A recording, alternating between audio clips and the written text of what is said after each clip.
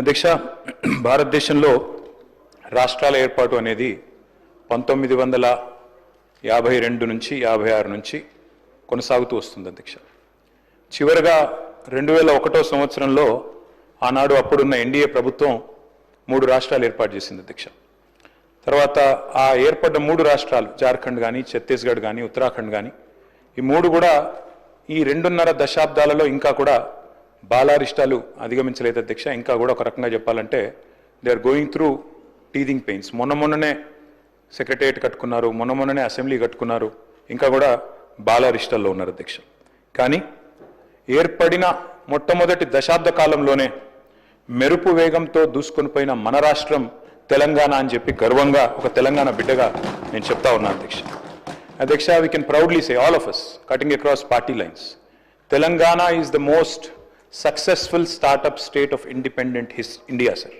76 ఏళ్ల భారతదేశ స్వతంత్రానంతరం ఏర్పడ్డ రాష్ట్రం ఇంత స్వల్ప సమయంలో ఇంత ప్రగతి సాధించడం అనేది నిజంగా కూడా మనందరికీ గర్వకారణం అధ్యక్ష. అధ్యక్ష, గత 10 ఏళ్లలో అభివృద్ధి పదంలో మెరుపు వేగాన్ని, సంక్షేమ సంస్కరణల విషయంలో మానవీయ కోణాన్ని ఆవిష్కరించి మరి తెలంగాణను అగ్రగామిగా నిలబెట్టింది మా నాయకుడు కేసీఆర్ గారి నాయకత్వంలోని ప్రభుత్వం. పరిపాలనలో కొత్త ఒరవడిని, ప్రణాళికల రూపకల్పనలో ఒక సరికొత్త పందాను అనుసరించడం వల్లనే తెలంగాణ ముఖ చిత్రం మారింది. తెలంగాణ ప్రజల బ్రతుకు చిత్రం కూడా బాగుపడ్డది అధ్యక్ష. నేనేదో ఊరికే చెప్పడం లేదు సార్. 2014 నుంచి 22 వరకు కంపౌండెడ్ యాన్యువల్ గ్రోత్ రేట్ తీసుకుంటే, రాష్ట్రాల యొక్క స్వయం సమృద్ధి, వాటి యొక్క ఆదాయాలు తీసుకుంటే భారతదేశం మొత్తంలోనే 17.57%తో అగ్రభాగాన నిలబడ్డ రాష్ట్రం తెలంగాణ అని చెప్పి ఇది ఆర్బీఐ లెక్క అధ్యక్ష. అది కూడా నేను తమరి ద్వారా గౌరవనీయులైన డిప్యూటీ సీఎం గారికి పంపిస్తాను అధ్యక్ష. అధ్యక్ష, మా లక్ష్యం ఒకటే అధ్యక్ష, మా పార్టీ లక్ష్యం తెలంగాణ కోసం కొట్లాడిన వాళ్ళం, తెలంగాణ కోసం 14 ఏళ్ల పాటు పోరాటాలు చేసిన వాళ్ళం, తెలంగాణ కోసం అందరినీ ఐక్యం చేసి ముందుకు పోయిన వాళ్ళం అధ్యక్ష. తెలంగాణకు మేలు జరగాలి, తెలంగాణ ప్రజలు బాగుండాలి. అధికారంలో కాంగ్రెస్ ఉండొచ్చు, మేము ఉండొచ్చు, భవిష్యత్తులో ఇంకెవరైనా రావచ్చు, కానీ తెలంగాణ బాగుండాలన్నదే మా సంకల్పం తప్ప వేరేది కాదు అధ్యక్ష. అధ్యక్ష, పదవులు శాశ్వతం కాదు అధ్యక్ష. మాకు పెద్దలు కేసీఆర్ గారు ఎప్పుడు చెప్తా ఉంటారు, గెలిచినప్పుడు పొంగిపోవద్దు, ఓడిపోయినప్పుడు కుంగిపోవద్దని. అట్లే అధికారం ఎవరికీ శాశ్వతం కాదు. ఎందుకంటే 2004 నుంచి 14 దాకా వారు అక్కడున్నారు, మేము ఇక్కడున్నాం. 14 నుంచి 23 దాకా మేము అక్కడున్నాం, వారు ఇక్కడున్నారు. ఇవన్నీ మారుతూ ఉంటాయి అధ్యక్ష. కానీ ఒకటి మాత్రం వాస్తవం అధ్యక్ష, జనరల్గా రాష్ట్రాలు ఎప్పుడైనా కూడా బడ్జెట్లు ఎప్పుడు పెడతాయి అధ్యక్ష? కేంద్రం పెట్టిన బడ్జెట్ చూసుకున్న తర్వాత, కేంద్రం బడ్జెట్ ప్రవేశపెట్టిన తర్వాత ఆ బడ్జెట్లో ఏం పెట్టినారు, ఏం కేటాయింపులు చేసినారు, ఏ రకమైన విధానపరమైన నిర్ణయాలు తీసుకున్నారు, ఏ రకమైన ప్రణాళికలు రూపొందించారు, దాని అనుగుణంగా మనకు వచ్చే వాటా ఎంత, మనకు రాష్ట్రానికి వచ్చేది ఎంత అని చెప్పి వారి ప్రాధాన్యత క్రమం అర్థం చేసుకున్న తర్వాత జనరల్గా రాష్ట్రాలు బడ్జెట్ ప్రవేశపెడతాయి అధ్యక్ష. కానీ నాకు కొద్దిగా ఈ బడ్జెట్ స్పీచ్ చూస్తే, డిప్యూటీ సీఎం గారు ప్రవేశపెట్టిన బడ్జెట్ స్పీచ్ చూస్తే ఒక్కటి ఆశ్చర్యం అనిపించింది అధ్యక్ష. కేంద్ర బడ్జెట్లో మనకు జరిగిన అన్యాయం గురించి ఒక్క మాట కూడా మాట్లాడకపోవడం అనేది కొంత ఆశ్చర్యానికి, కొంత విస్మయానికి కూడా మాకు గురి చేసింది అధ్యక్ష.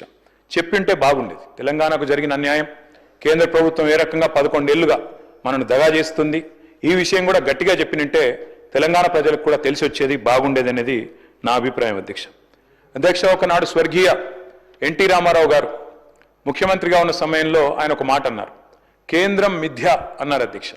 అంటే వారి భావన ఒకటే అధ్యక్ష, డాక్టర్ బాబాసాహెబ్ అంబేద్కర్ గారు రాసిన రాజ్యాంగంలో స్పష్టంగా ఉంది, India is a union of states. Union of states అంటే అధ్యక్ష, రాష్ట్రాలు లేకపోతే, సమాఖ్య లేకపోతే కేంద్రం లేదు. ఆ ఉద్దేశంతోనే వారు చెప్పింది కూడా కేంద్రం మిథ్య. రాష్ట్రాల నుంచి వచ్చే ఆదాయాలు, రాష్ట్రాల నుంచి వచ్చే పన్నులు, ఇవన్నిటి సమాహారమే కేంద్ర బడ్జెట్ అధ్యక్ష. కానీ ఇవాళ నిజంగా కూడా ఎన్టీ రామారావు గారు చెప్పింది నిజమే అనిపిస్తుంది అధ్యక్ష. ఎందుకంటే కేంద్రం నిజంగా కూడా మనకు తెలంగాణ కాడికి వచ్చే వరకు మాత్రం మిథ్య అని అనిపిస్తూ ఉన్నది. వాళ్ళు అసలు పట్టించుకుంటలేరు అధ్యక్ష. మాట్లాడితే డబుల్ ఇంజన్ అంటారు అధ్యక్ష. డబుల్ ఇంజన్ సర్కార్ అంటే ఏంది అధ్యక్ష? అసలు డబుల్ ఇంజన్ అంటే మీ రాష్ట్రంలో కూడా పొలిటికల్గా మీరు మాతో అలైన్ అయితేనే, మీ రాష్ట్రంలో ఉండే ప్రభుత్వం కూడా మేము చెప్పినట్టు ఇంటేనే, మా పార్టీ ఉంటేనే మేము మీకు పైసలు ఇస్తాం, లేకపోతే ఇయ్యం. Is this not against the spirit of federalism? Is this not against constitution? అంటే ఇంత దుర్మార్గంగా డైరెక్ట్గా కేంద్రంలో ఉన్న పెద్దలే డబుల్ ఇంజన్ అని మాట్లాడుతుంటే, దాని గురించి మనం మాట మాత్రంగానన్నా నిరసన చెప్పకపోతే, ప్రజలకు తెలియజెప్పకపోతే ఇది సరికాదు అధ్యక్ష. ఒక రకంగా చెప్పాలంటే కేంద్రం మీరు మాకు ఓట్లు వేస్తేనే పైసలు ఇస్తాం, లేకపోతే ఇయ్యం అని చెప్పినట్టే అధ్యక్ష. ఒక రకంగా బ్లాక్మెయిల్ చేయడం ఇది. కాబట్టి this is anti federal spirit అని చెప్పక తప్పదు. అధ్యక్ష మన కేంద్ర బడ్జెట్ పెట్టారు ఫిబ్రవరి 1 నాడు. నిజంగా చాలామంది చూసి ఆశ్చర్యపోయినారు. అందులో తెలంగాణ అన్న పదం కూడా వినబడలేదు ఎక్కడ కూడా. అందరూ చాలామంది మిత్రులు అన్నారు అధ్యక్ష చూడంగానే ఢిల్లీ బీహార్ బడ్జెట్ ఇది, ఈ రెండు రాష్ట్రాల్లో ఎన్నికలు ఉన్నాయి కాబట్టి ఆ రెండు రాష్ట్రాల కోసమే పెట్టినట్టుగా ఉన్నది అని చెప్పి మాట్లాడిన వాళ్ళు కూడా ఉన్నారు అధ్యక్ష. అధ్యక్ష వాస్తవం ఏమంటే పార్లమెంట్ ఎన్నికల్లో మా పార్టీ పోటీ చేసింది అధ్యక్ష. మాకు సీట్లు రాలేదు, మాకు ఒక్క సీటు కూడా రాలేదు, అన్ని సీట్లు ఓడిపోయాం. చాలామంది సంకలు గుద్దుకున్నారు, సంబరపడ్డారు. బీఆర్ఎస్కు 0-0-0 గుండు 0 అని మాట్లాడారు అధ్యక్ష. కరెక్టే అధ్యక్ష, మాకు సీట్లు రాలేదు. 8 సీట్లు కాంగ్రెస్ పార్టీకి వచ్చినాయి, 8 సీట్లు బీజేపీకి వచ్చినాయి, 1 మజ్లిస్ పార్టీ గెలిచింది. కానీ వాస్తవం ఏంది అధ్యక్ష, మాకు వచ్చింది 0నే కరెక్టే పార్లమెంట్ ఎన్నికల్లో. కానీ తెలంగాణకు వచ్చింది ఏంటి అధ్యక్ష ఈ బడ్జెట్లో, కేంద్ర బడ్జెట్లో గుండు 0. 8 + 8 నార్మల్గా అయితే 16, కానీ ఇక్కడికి వచ్చే వరకు మాత్రం 8 + 8 ఖచ్చితంగా గుండు 0 అయిందని చెప్పక తప్పడం లేదు అధ్యక్ష. అధ్యక్ష నేను పెద్దలు డిప్యూటీ సీఎం గారికి గౌరవనీయులైన సహచర శాసనసభ్యులకు నేను విజ్ఞప్తి చేస్తా ఉన్నా అధ్యక్ష. అధ్యక్ష పోరాడితే పోయేదేమీ లేదు, బానిస సంఖ్యలు తప్ప అని ఒక మహాకవి అన్నారు. అట్లాగే కొట్లాడకపోతే కేంద్రం కూడా మనకు వినదు అధ్యక్ష, మనతో మాట్లాడదు, మనం అడిగినవి కూడా చేయదు. అడగందే అమ్మ కూడా బువ్వ పెట్టదంటారు అధ్యక్ష. అట్లే మనం కూడా కొట్లాడాల్సిందే, పోరాడాల్సిందే. దానికోసం మేము కూడా కలిసి రావడానికి సిద్ధంగా ఉన్నాం. డిప్యూటీ సీఎం గారికి ప్రభుత్వానికి కూడా నేను తెలియజేస్తా ఉన్నా. ముఖ్యమంత్రి గారు మాట్లాడుతూ అప్పుడప్పుడు అంటారు అధ్యక్ష సఖ్యతగా ఉండాలి, సత్సంబంధాలు మెయింటైన్ చేయాలి. మేము కూడా చేసినాం సార్. 2014 నుంచి 2020 సంవత్సరం దాకా 6 సంవత్సరాల పాటు సఖ్యతతో ఉండి సాధించుకునే ప్రయత్నం మేము కూడా చేసినాం. ఆనాడు మేము కూడా మిషన్ భగీరథ అని ప్రారంభోత్సవం పెట్టి బ్రహ్మాండమైన కార్యక్రమం చేసి పెద్దలు ప్రధానమంత్రి గారిని ఆహ్వానించి వారి చేతుల మీదుగానే ముఖ్యమంత్రి గారి నియోజకవర్గం గజ్వేల్లో మీటింగ్ పెట్టి బహిరంగ సభ పెట్టి మరీ ఆహ్వానించి సఖ్యతతో సత్సంబంధాలు మెయింటైన్ చేస్తూనే 6 సంవత్సరాల పాటు పిలిచి ఆహ్వానించాం అధ్యక్ష. కానీ ఏమైంది అధ్యక్ష, ఏం జరిగింది, ఏం ఒరిగింది తెలంగాణ కేంద్రం నుంచి? దేశానికే దారి చూపెట్టి ఎన్నో పథకాలు ప్రవేశపెట్టినా కేంద్రం మాత్రం చిల్లి గవ్వ కూడా మనకు విధిల్చలేదు. ఇంతకుముందు ముఖ్యమంత్రి గారు చెప్పారు పన్నుల రూపంలో రూపాయి ఇక్కడి నుంచి పోతుంటే మనకు తిరిగి 42 పైసలే వస్తున్నదని. అది వాస్తవం అధ్యక్ష, రావడం లేదు. మనం ఇస్తున్నది ఎక్కువ, వారు తిరిగి ఇస్తున్నది తక్కువ. కాపీ కొట్టిన అధ్యక్ష మన పథకాలు ఎన్నో. ఒక ప్రోగ్రెసివ్ స్టేట్గా తెలంగాణ పెట్టిన పథకాలు, రైతు బంధు అనే పథకం దేశంలో ఎక్కడ పెట్టలేదు అధ్యక్ష ఎవరు 75 ఏళ్లలో. మరి ఆనాడు కేసీఆర్ గారి నాయకత్వంలో తెలంగాణ ప్రభుత్వంలో మనం రైతు బంధు ప్రవేశపెట్టిన తర్వాత 2 ఏళ్ల తర్వాత దాన్ని కాపీ కొట్టి కేంద్రంలో PM కిసాన్ అనే ఒక ప్రోగ్రాం పెట్టారు.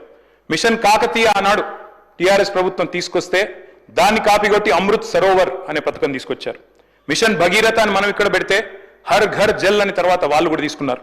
ఆ తర్వాత TS ఐపాస్ అని మనం ఇక్కడ తెస్తే సింగిల్ విండో అని దాన్ని కాపీ కొట్టి అక్కడ తెచ్చుకున్నారు. అభ్యంతరం ఏం లేదు. Imitation is the best form of flattery sir. తప్పకుండా మనం మంచి పనులు చేస్తున్నాం కాబట్టే వాళ్ళకు కూడా నచ్చి అనుకరించారు అనుకోవచ్చు అధ్యక్ష. కానీ బాధ ఎక్కడ అనిపిస్తుంది అంటే ఇవన్నీ అనుకరిస్తారు, మన బాటలో నడుస్తారు, మన డబ్బులు పన్నుల రూపంలో తీసుకుంటారు, కానీ తిరిగి మాత్రం మనకేమీ రాదు అధ్యక్ష. వస్తారు అధ్యక్ష కేంద్ర మంత్రులు దండయాత్రకు వస్తారు, వచ్చినప్పుడు మాత్రం నిజంగా అధ్యక్ష వాళ్ళ పర్యటనలకైనా ఖర్చులు ఇచ్చినా ఇక్కడ 2-3 ప్రాజెక్టులు పూర్తవుతున్నాయి అధ్యక్ష. గంతమంది వస్తారు వచ్చినప్పుడు మాత్రం. వాస్తవం అధ్యక్ష ఇది. నిజంగా చెప్పాలి అంటే అధ్యక్ష we are one of the largest contributors to India's economy.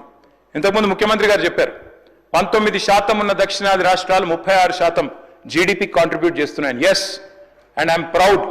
Yes, of course we are Indians. ముందుగా భారతీయులం, భారత జాతి నిర్మాణంలో పాలు పంచుకుంటున్న వాళ్ళం.